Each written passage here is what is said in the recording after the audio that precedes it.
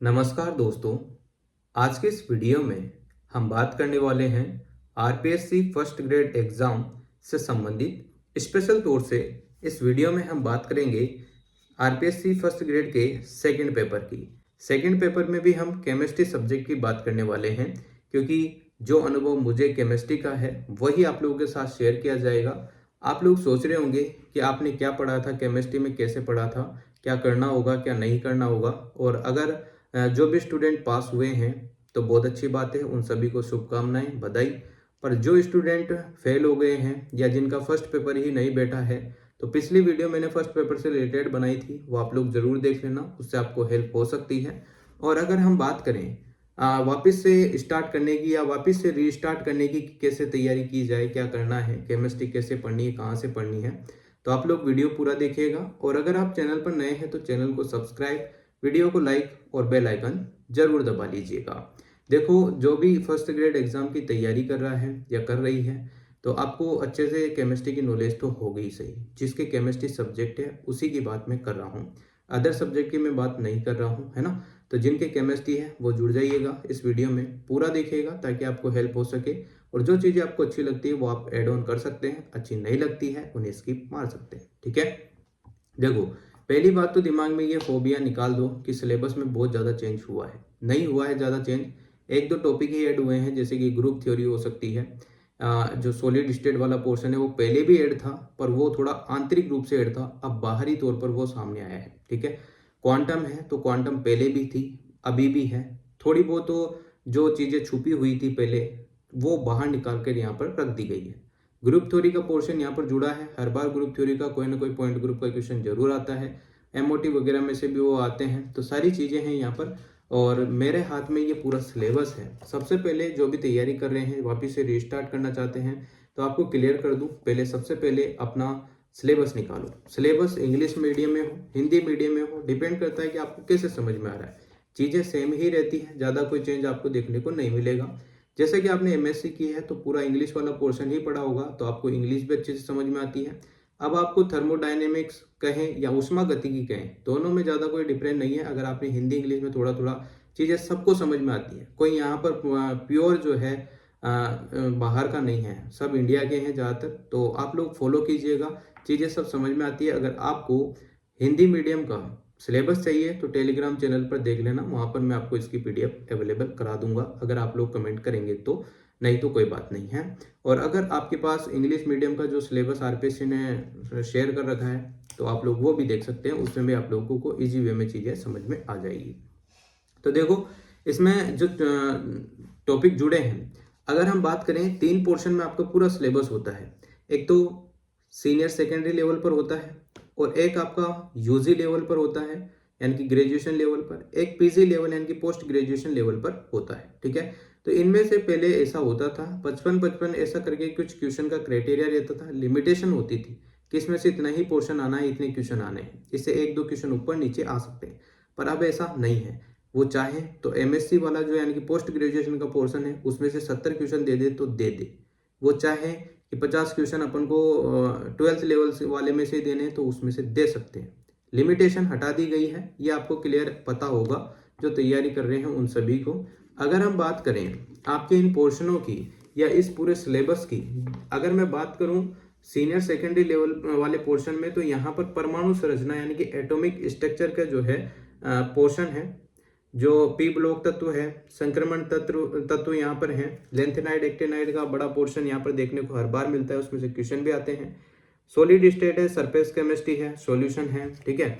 और यहाँ पर सीनियर सेकेंडरी में और पोर्शन ऊष्मा गतिकी जो थर्मोडायनेमिक्स है, एल्कीन एल्कीन हाँ सॉरी एल्केन एल्कीन एल्काइन वाला जो पोर्शन है, हेलो एल्केन वाला वो है, एल्कोहल एल्डिहाइड कीटोन कार्बोक्सिल अम्ल और उनके व्युत्पन्न है, हेलो नाइट्रो एमिनो एरीन डाइएज़ोनियम लवण यहाँ पर है, जैव अणु है, ठीक है। ये पूरा पोर्शन आपके 12th लेवल वाला है।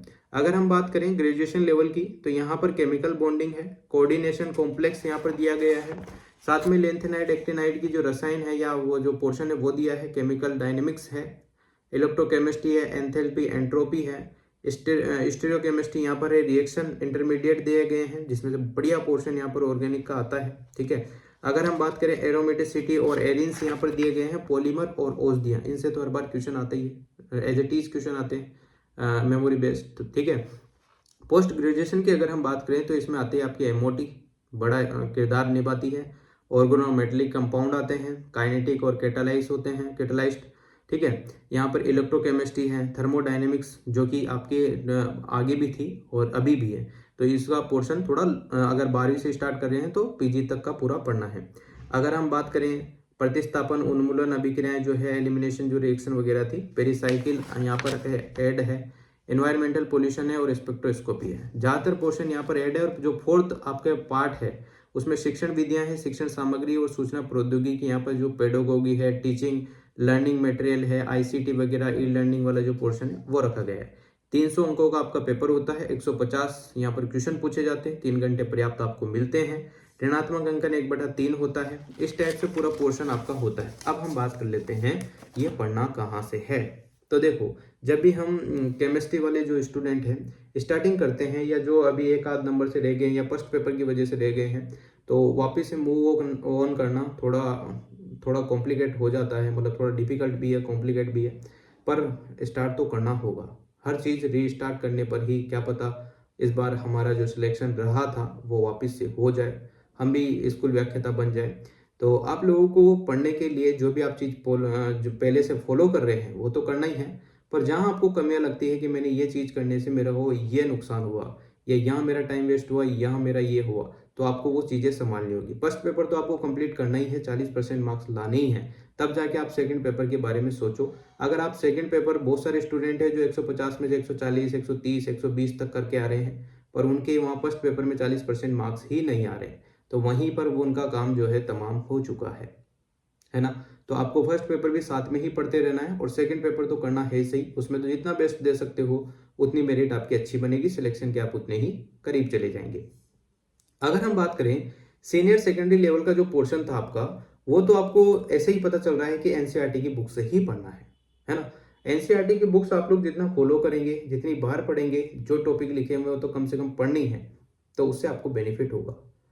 अगर क्वेश्चन प्रैक्टिस की बात करें तो उसी के पीछे जो क्वेश्चन रहते हैं उनको भी आप लोग करने की कोशिश करो, उससे और ज़्यादा बेनिफिट आप लोगों को हो सकता है, ठीक है ना। अगर हम बात करें ट्यूशन के लिए, तो आप लोग किसी भी संस्थान के मॉड्यूल लाइए, उसमें पीछे टेस्ट पेपर होंगे, क्वेश्चन होंगे, उनको कर लीजिएगा। यूथ पब्लिकेशन की जो बुक आती है उसमें बहुत सारे क्वेश्चन हैं, 50,000 के आसपास भी क्वेश्चन है, तो 1100-1200 रुपये की वो बुक आती है, वो लाइएगा, उसमें से क्वेश्चन कर लीजिएगा। किसी कोचिंग से आप पढ़े हैं, वहाँ पर आपको सेट दिए जाते हैं, उससे आप लोग करिएगा, है ना। ट्यूशन प्रैक्टिस आप कहीं से भी कर सकते हैं, ऑनलाइन भी कर सकते हैं, ऑफलाइन भी कर सकते हैं, ठीक है। तो ये चीज़ें तो हो गई आपके सीनियर सेकेंडरी लेवल की। अगर हम ग्रेजुएशन वाले पोर्शन की बात करें, तो अगर आपके पास ग्रेजुएशन की बुक्स थी, बीएससी में जो पढ़े थे आप, इनऑर्गेनिक, ऑर्गेनिक, फिजिकल, तो उनमें से आप लोग कवर कर सकते हैं। बाकी अगर आपके पास नहीं है तो पूरी शर्मा पठानिया ले आइएगा, उससे आप लोगों के काफ़ी हेल्प हो जाएगी। और एक वो माझी वाली जो बुक है वो वाली भी आप लोग ला सकते हैं इनऑर्गेनिक के लिए। और ऑर्गेनिक के लिए आपके लेडन की जो भी बुक्स हैं उसको आप लोग फॉलो कर सकते हैं।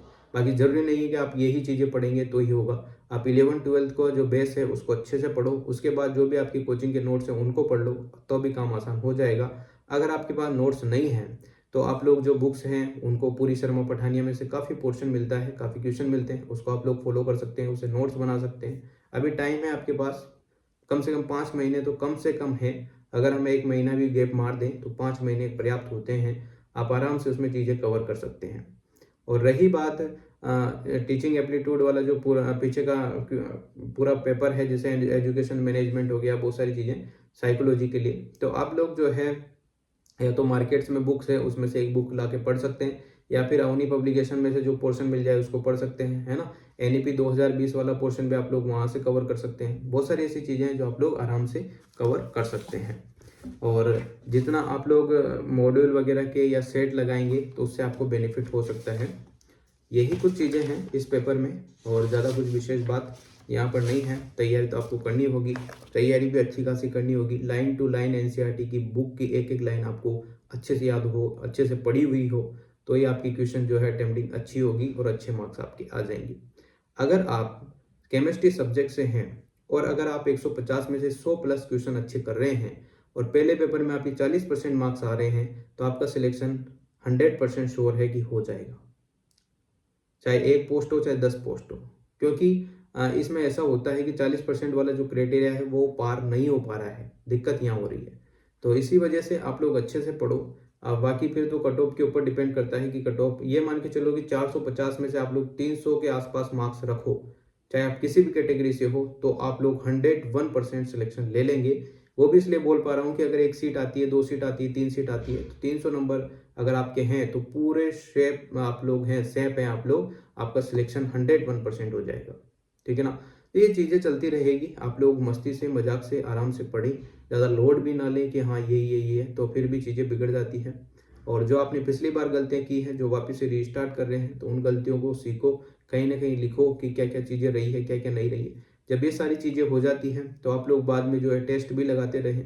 ऑफलाइन ऑनलाइन टेस्ट देने से आपको बेनिफिट होगा, चीज़ें समझ में आएगी, जो रिदम है वो बना रहेगा टेस्ट देने का। और बीच बीच में भी जो टेस्ट है, जो भी सेट हुए हैं, जैसे कि आपके पास कोई क्वेश्चन बुकलेट है, उनकी क्वेश्चन आप लोग बराबर टाइम पर लगाएं, जो टॉपिक पढ़ा उसके क्वेश्चन लगाओ, तो उससे बेस्ट आपको रिजल्ट मिलेगा। और मैं भी यही चीज़ें आप लोगों के साथ शेयर करूंगा, क्योंकि मैं भी यही चीज़ें करता हूं। और जल्दी आपका और मेरा मिलकर सिलेक्शन हो जाएगा, कोई दिक्कत वाली बात नहीं है।